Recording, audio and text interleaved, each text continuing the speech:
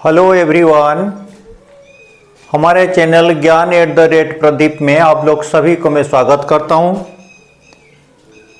आज की टॉपिक है रोम्बस, जो हिंदी में समचतुर्भुज भी कहते हैं। समचतुर्भुज क्या है उसके बारे में इससे पहले वाला वीडियो में हमने बताया था। फिर भी आज उसकी परिभाषा, उसकी धर्म क्या है, उसकी प्रॉपर्टीज क्या है बताते हुए उसके ऊपर कुछ समाधान भी करेंगे। तो पहले सभी सब्सक्राइबर को मैं धन्यवाद करता हूं और सभी न्यू व्यूअर्स को भी वेलकम करता हूं। जिन्होंने हमारा चैनल अभी तक सब्सक्राइब नहीं किया है उसको सब्सक्राइब कर दीजिए। इसी तरह हमारे चैनल में मैथमेटिक्स और इंग्लिश का सब्जेक्ट में लेके आता हूं। क्लास 8, 9, 10 के लिए मैथमेटिक्स और इंग्लिश का आपको वीडियो मिलेगा।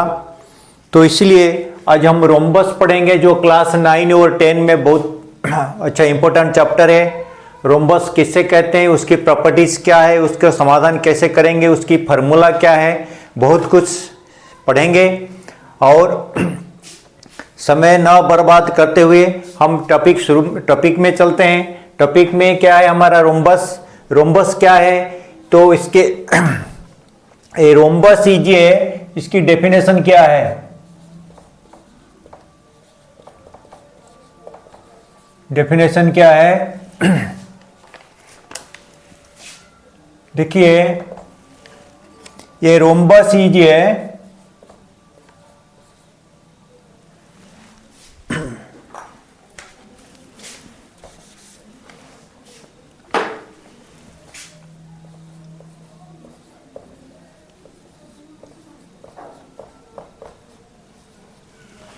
A rhombus is a special type of quadrilateral.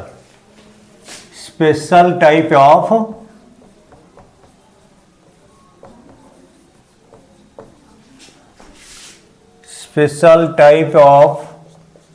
quadrilateral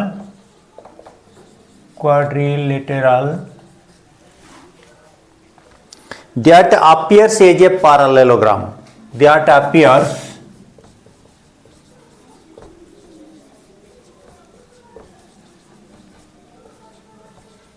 as a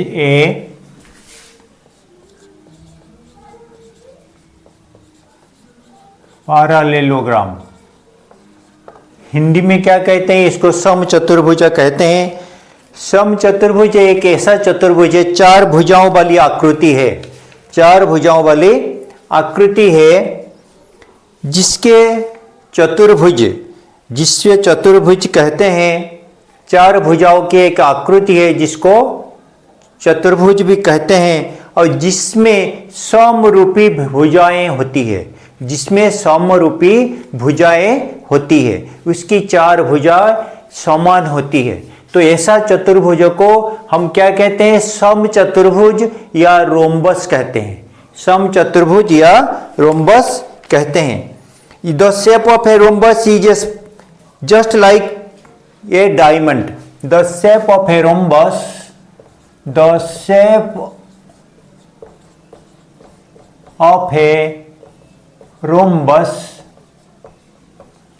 of a rhombus is just like a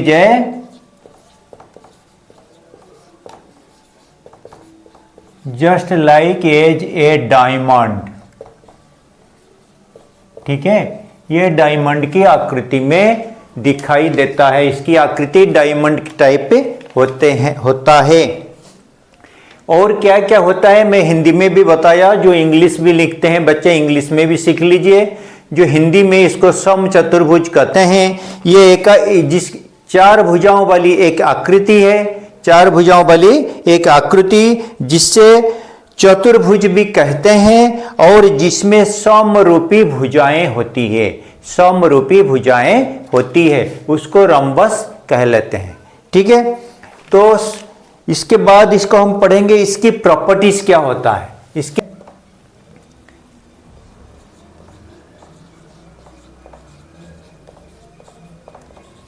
properties क्या है। ऑल प्रॉपर्टीज ऑफ किसका? Properties of rhombus, properties of rhombus. ठीक, ये note कर लीजिए properties.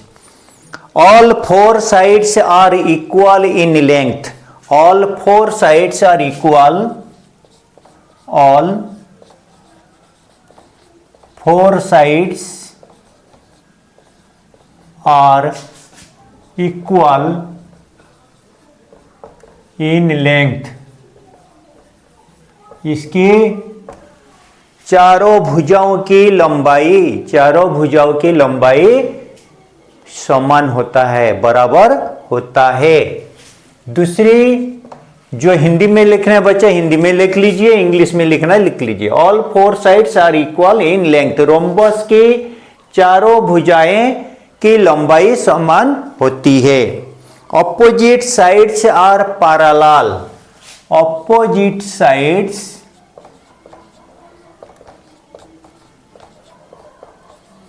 opposite sides are parallel,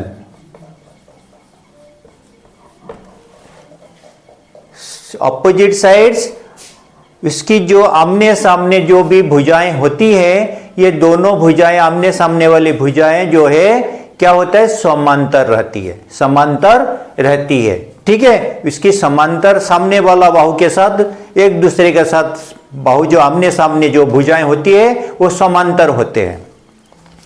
diagonals bisect, diagonals bisect each other, bisect each other perpendicularly,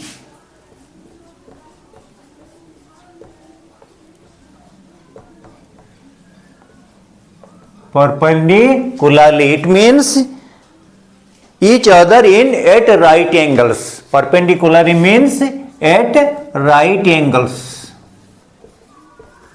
right angles. What is right angles? That is 90 degree. ठीक है, sum of adjacent angles, sum of adjacent angles, इसका meaning क्या हो गया? Diagonals bisect each other perpendicular, इसके जो विकर्ण होते हैं, दो विकर्ण होते हैं, तो दोनों विकर्ण एक दूसरे को जब छेद करते हैं तो एक दूसरे को समान दो समद्विखंडक भी करते हैं, और राइट एंगल में जहां पे छेद करते हैं वहां पे 90 डिग्री में एक दूसरे को छेद करते हैं, इंटरसेक्ट करते हैं। ठीक है, तो ये बाइसेक्ट ईच अदर परपेंडिकुलरली, वहां पे समकोणों में 90 डिग्री में एक दूसरे को छेद करते हैं। कौन? दोनों बाइकर्ण, दोनों विकर्ण। ठीक है, दोनों विकर्ण जो डायगोनल्स है एक दूसरे को समकोण में यानी 90 डिग्री में छेद करते हैं। Sum of adjacent angles, sum of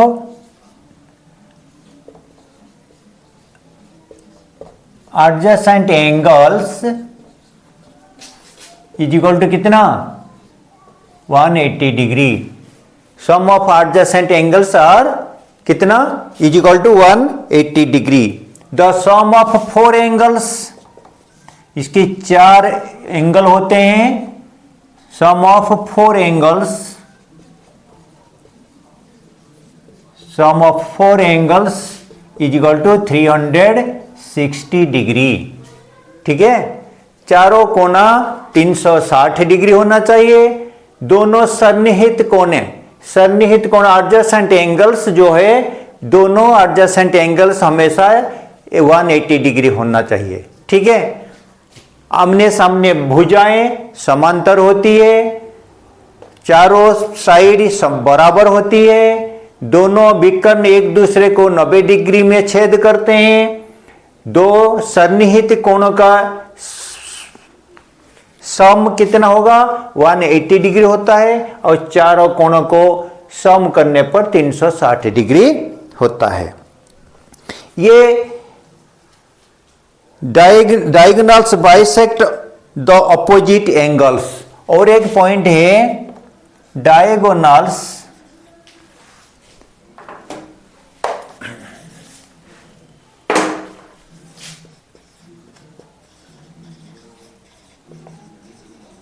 diagonals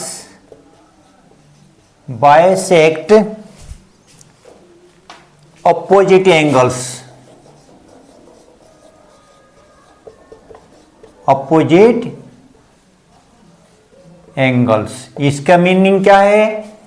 यानी जो भी विकर्ण होते हैं उसके सामने वाला कोण को, एंगल को क्या करता है? समान दो हिस्से में बांट देता है, दो भाग करता है।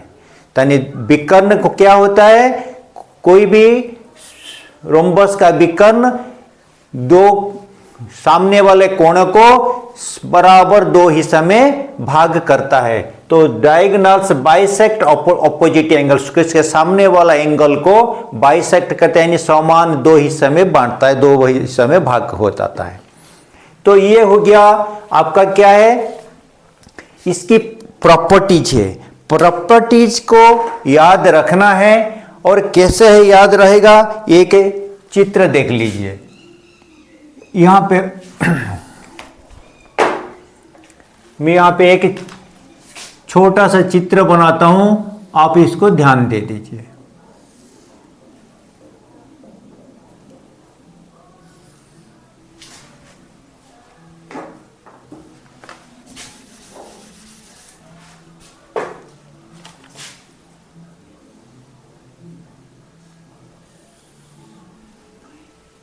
यहां पे एंगल्स लिखा हुआ था ना, ठीक है। अभी ये जो चित्र में बनाया, मान लीजिए ये एक रोम्बस है, ए बी सी डी। ये जो चित्र हमने बनाया है, ये एक रोम्बस का समचतुर्भुजा का चित्र है। ये जो चित्र में क्या क्या प्रॉपर्टीज है, इस चित्र को देखते हुए देख लीजिए। All four sides are equal, ये चार भुजाएं A B, B C, C D और ए डी, ये चारों भुजाएं की लंबाई इक्वल है, बराबर होता है। और आमने सामने ऑपोजिट साइड्स आर पैरेलल, आमने सामने जो भुजाएं होते हैं ये समांतर होता है, पैरेलल होता है। तो इसका मतलब कौन कौन पैरेलल है? बी सी पैरेलल कौन है? A D. B C parallel A D और A B parallel A B. बाहु भुजाएं किसके साथ पैरेलल है? सी डी के साथ पैरेलल है, ठीक है। और A B is equal to B C is equal to C D is equal to A D भी होता है। यदि चारों भुजाएं बराबर है, आमने सामने बाहु पैरेलल होते हैं, आमने सामने बाहु पैरेलल होते हैं। तीसरा point, diagonals bisect each other perpendicularly. अगर इसकी डायगोनल यानी विकर्ण को जोड़ दिया जाए, अगर जोड़ दिया जाए दोनों डायगोनल्स को, यहां से और यहां से अगर इसको जोड़ दिया जाए दोनों विकर्ण को, यहां पे जो एंगल में क्रॉस करते हैं यहां पे सभी 90 डिग्री बनता है। इस जगह में ये 90 डिग्री बनेगा और ये भी 90 डिग्री बनेगा और इस जगह में ये भी 90 डिग्री बनेगा और इस जगह में ये भी 90 डिग्री बनेगा।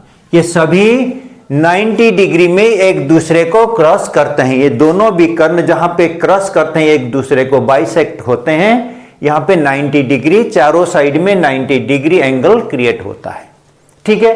तीसरा पॉइंट हो गया। चौथा पॉइंट में सम ऑफ एडजेसेंट एंगल्स 180 डिग्री। जब यह विकर्ण नहीं होता है, यानी ये बी एंगल और सी एंगल पूरा, ये इसको एडजेसेंट एंगल कहते हैं। बी के साथ सी भी हो सकता है, बी के साथ ए भी हो सकता है। इसी तरह सी के साथ बी एडजेसेंट एंगल है और सी के साथ डी भी एडजेसेंट एंगल है, ठीक है। और एडजेसेंट एंगल कौन होगा? ए और डी। ए और डी भी एडजेसेंट एंगल होगा, ए के साथ बी एडजेसेंट होगा और डी के साथ सी एडजेसेंट एंगल, सन्निहित कोण कहते हैं। तो इसी तरह सन्निहित कोण किससे कहते हैं आपको पता होना चाहिए। एक भुजाएं एक सरल रेखा के ऊपर अगर दो एंड में दो एंगल क्रिएट होता है तो उसको एडजेसेंट एंगल कहते हैं। यानी ये एक रेखाएं हैं, इसको कोई भी सरल रेखा अगर क्रॉस करता है, दूसरी रेखाएं अगर टच करता है, यहां पे जो भी एंगल क्रिएट होगा यह इसको एडजेसेंट एंगल कहते हैं। ठीक है, तो एडजेसेंट एंगल क्या कितना होगा? हमेशा 180 डिग्री होता है, हमेशा 180 डिग्री होता है। तो इसका भी एडजेसेंट एंगल बी और C angle, B angle B plus angle C is equal to 180 degree, या सी और डी, सी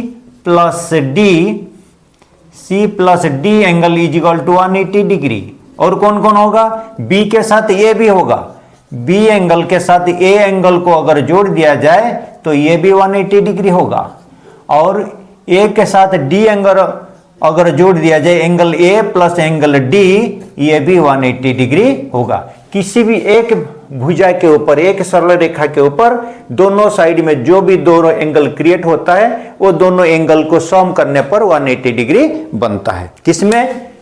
रोम्बस में। ठीक है, सम ऑफ 4 एंगल्स, और चारों एंगल को सम करने पर जोड़ देने पर कितना होगा? 360 डिग्री होता है।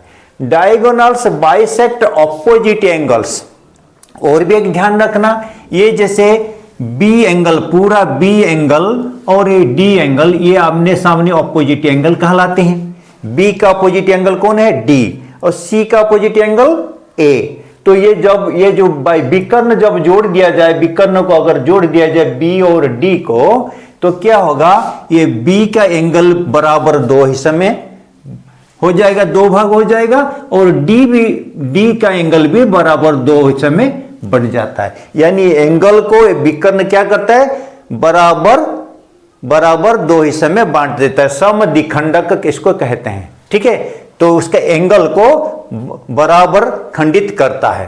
तो डायगोनल्स बाइसेक्ट ऑपोजिट एंगल्स, इतना आप प्रॉपर्टी अगर याद रख लिया तो फिर आपको कोई भी इसके ऊपर प्रॉब्लम सॉल्यूशन करने के लिए दिक्कत नहीं आएगा। तो हम इसके बाद हम चलेंगे, सीखेंगे फॉर्मूला में बोला if the length of side and height given, एक भुजा की लंबाई और ऊंचाई की नाप अगर दिया गया हो तो इसकी एरिया कैसे निकालेंगे, एरिया ऑफ रोम्बस कैसे निकालेंगे। तो फॉर्मूला क्या बता रहा है? If the length of side and height given, question में साइड और हाइट की नाप दिया गया है, एक साइड के एक भुजा की लंबाई और ऊंचाई कितनी है, अगर उसकी नाप दिया गया है तो उसकी एरिया निकालेंगे। द एरिया ऑफ रोम्बस कैसे निकालेंगे? इस वेरी इजी, खाली साइड और हाइट को गुणा करेंगे। Side into multiplication by height. ठीक है, साइड और हाइट को मल्टीप्लाई करने पर इसकी एरिया निकल जाएगा, एरिया ऑफ रोम्बस। इसी फॉर्मूला से और 2 फॉर्मूला बनता है। कैसे? अगर area of rhombus side into height है तो साइड ऑफ रोम्बस क्या होगा? साइड कैसे निकलेगा?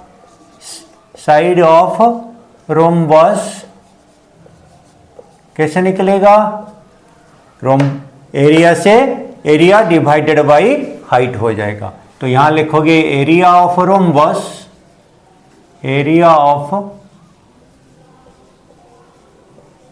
रोम्बस डिवाइडेड बाई हाइट,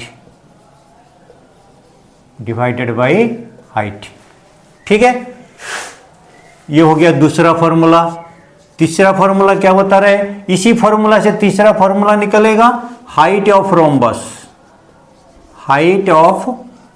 कैसे निकालेंगे? हाइट ऑफ रोम्बस कैसे निकालेंगे? Height of rhombus is equal to कैसे होगा? नहीं, area of rhombus divided by side, यहां लिखोगे area of rhombus divided by side की नाप जो दिया गया है, लेंथ ऑफ साइड, उसको डिवाइड करोगे। ये अगर आपको length of side and height दिया गया है, साइड और हाइट दी गई है क्वेश्चन में, उसकी एरिया ऐसे निकालेंगे। उसी में से अगर एक में से दिया गया एरिया दिया होगा और हाइट दिया है, आपको साइड कैसे निकालेंगे। क्वेश्चन में क्या दिया गया होगा, आपको एरिया ऑफ रोम्बस और हाइट, ऊंचाई कितना है दी गई है क्वेश्चन में, तो आपको साइड कैसे निकालेंगे। अगर क्वेश्चन में एरिया ऑफ रोम्बस और साइड है, दोनों है, तो हाइट कैसे निकालेंगे। ये हो गया आपका तीसरा फॉर्मूला। तो नेक्स्ट चलेंगे। नेक्स्ट देखो, if the length of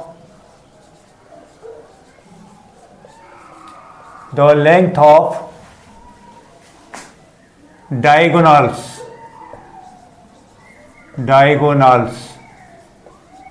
given, question में आपको क्या दिया गया है, दोनों डायगोनल्स की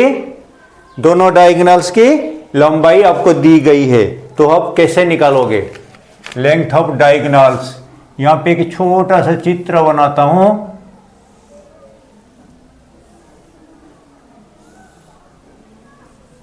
ए बी सी डी, अगर दोनों डायगोनल्स की लंबाई दी गई है, दोनों डायगोनल्स की लंबाई ए सी और बी डी दी गई है, तो एरिया कैसे निकालेंगे। यहां लिखोगे next formula, the area of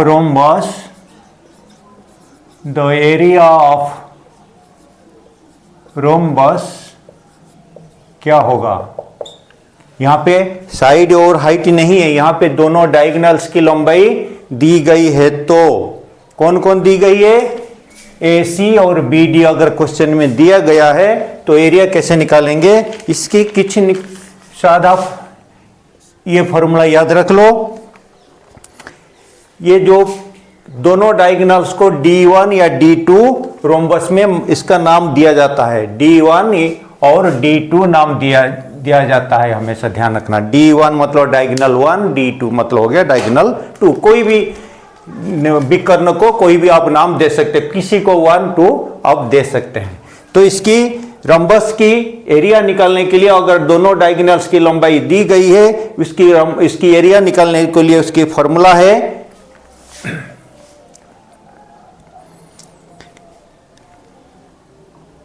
D1 into D2 divided by 2। ये ध्यान रखना, दोनों डायगोनल्स की लंबाई को गुणा करना, डिवाइडेड 2 से भाग करना, इसकी एरिया निकल जाएगा। D1 into multiplied with D2 divided by 2। ये हो गया आपका area of rhombus. Formula number 5 बोलता है, अगर इसी में एक आपको D1 दी गई है, D1 दी गई है और एरिया दिया गया है, तो D2 कैसे निकलेंगे। या D2 कोई भी एक कर्ण की लंबाई दिया है, एक विकर्ण की लंबाई दी गई है और एरिया आपको भी दी गई है, तो उसको D1 कैसे निकालेंगे। तो इसलिए उसको आपको यहां लिखना है, द लेंथ ऑफ D1 कैसे निकालेंगे। अगर D2 दी गई है, द लेंथ ऑफ D2 क्या होगा, यहां पे लिखना है 2 multiplied into area of rhombus divided by D1 निकल है, आपको क्या मिला होगा, D2 दी गई होगी क्वेश्चन में। ठीक है, कोई भी एक कर्ण की लंबाई दी गई है, उसको D2 मान लीजिए, तो उसको D1 निकालना है। तो ये हो गया आपका 2 इंटू एरिया। तो आपको हमको क्या क्या दिया गया होगा क्वेश्चन में, एरिया ऑफ रोम्बस मिला होगा और एक कर्ण की लंबाई दिया गया है। तो उसको D2 अगर मानेंगे तो ये इसको D1 इज इक्वल टू लिखोगे, अगर उसको D1 मानोगे यहाँ पे D2 लिखोगे। तो यहाँ पे लिखो, क्या लिखेंगे, the length of D2 is equal to 2 into area divided by D1। ठीक है, और कोई हाँ, फिर हम और एक है, अगर दोनों डायगोनल्स की लंबाई दी गई है तो साइड कैसे निकालेंगे। फॉर्मूला नंबर 6, तो side, the length of the side, the length of side की लंबाई कैसे निकालेंगे, इसकी फॉर्मूला ये ध्यान रखना है, D1/2। D1, ये इसको D1 या D2 को हमेशा छोटे d में लिखा जाता है, छोटे अक्षर लिखना है, D1 और D2। यहाँ पे हमें छोटे अक्षर में यूज करेंगे, D1, इसको D2। तो यहाँ पे अगर दोनों की लंबाई दी गई है और सवाल में क्वेश्चन हमको पूछा है कि इसकी साइड का लेंथ कितना निकालो, उस टाइम हम ये फॉर्मूला यूज करेंगे, क्या है, D1 डिवाइडेड बाई 2 इसकी square plus D2 divided by 2 इसकी स्क्वायर का square root over.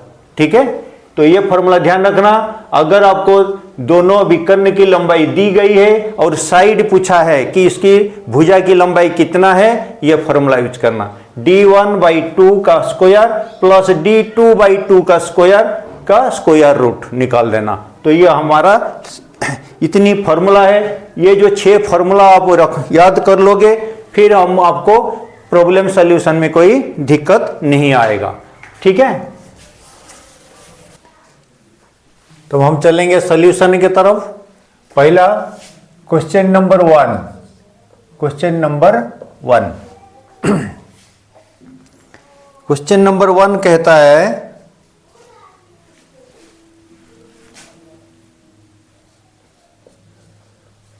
Area of rhombus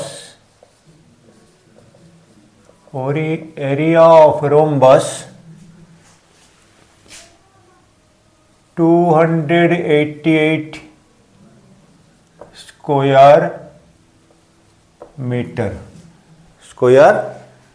metre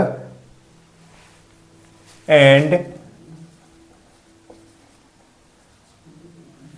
the length of side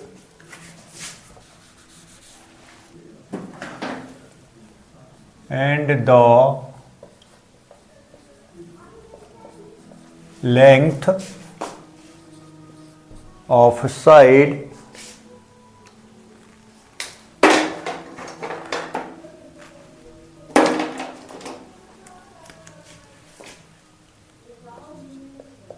of side (18 metre)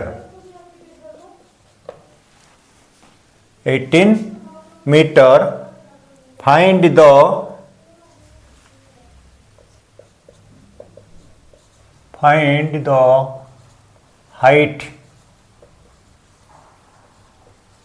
height of rhombus. Find the height of rhombus.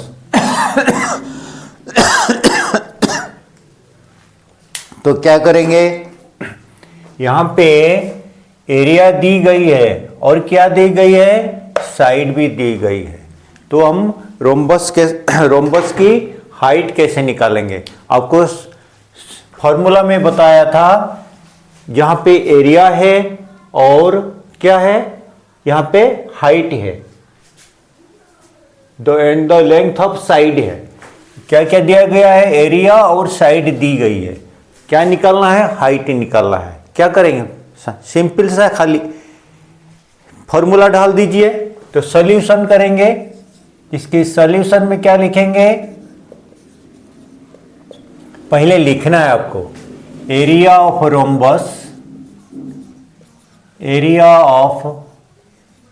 Rhombus is equal to 288 square metre. Length of side is equal to 18 metre. यहां पे क्या लिखेंगे? Height of rhombus, height of rhombus is equal to, formula है, क्या formula है? Area of rhombus, area of rhombus divided by side, divided by side. तो area of rhombus कितना है हमारा? एरिया हमारा 288 square metre divided by area हमारा side कितना है? 18 मीटर। साइड 18 मीटर, भाग कर दीजिए। 18 1 जा 18 और कितना बच गया? 10 और 0, 10 और 8 के 10 के पास 8 रह गया, कितना हो गया? 108। 18 6 जा यानी 16 मीटर। यहां पे आंसर लिख दीजिए, बस दो लाइन का, दो लाइन में सॉल्यूशन है। ठीक है, अभी चलेंगे नेक्स्ट क्वेश्चन। फॉर्मूला खाली ध्यान रखना कि क्या फॉर्मूला है, और हमको फॉर्मूला में क्या पूछा है, क्वेश्चन में क्या पूछा है। Question number 2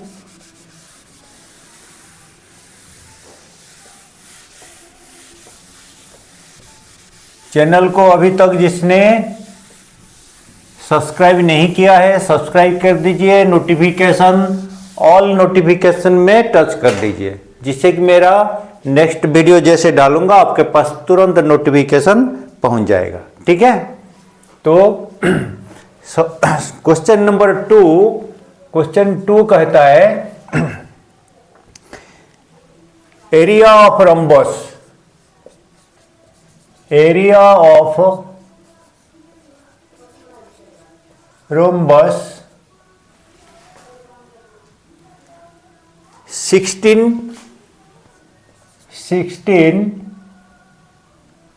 square centimetre, 16 square centimetre.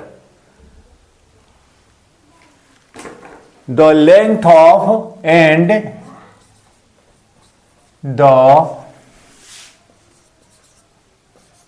the length of, देखो, and the length of one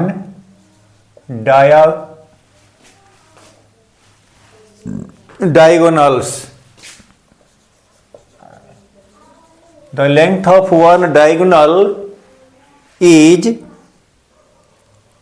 28 centimeter, is 28 centimeter. Find the length of another diagonals, यह हमारा क्वेश्चन नंबर 2 है।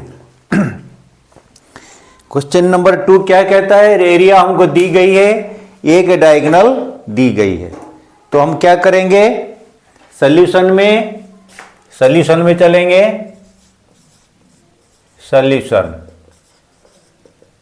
सॉल्यूशन क्या लिखेंगे? पहले जो दी गई होता है उसको पहले लिखना है। क्या है? हमको एरिया दिया गया है, यहां पे लिखना है एरिया ऑफ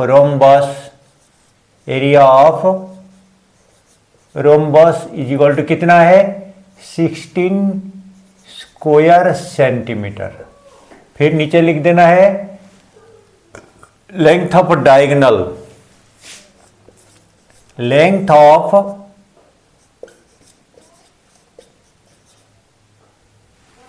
डायगोनल,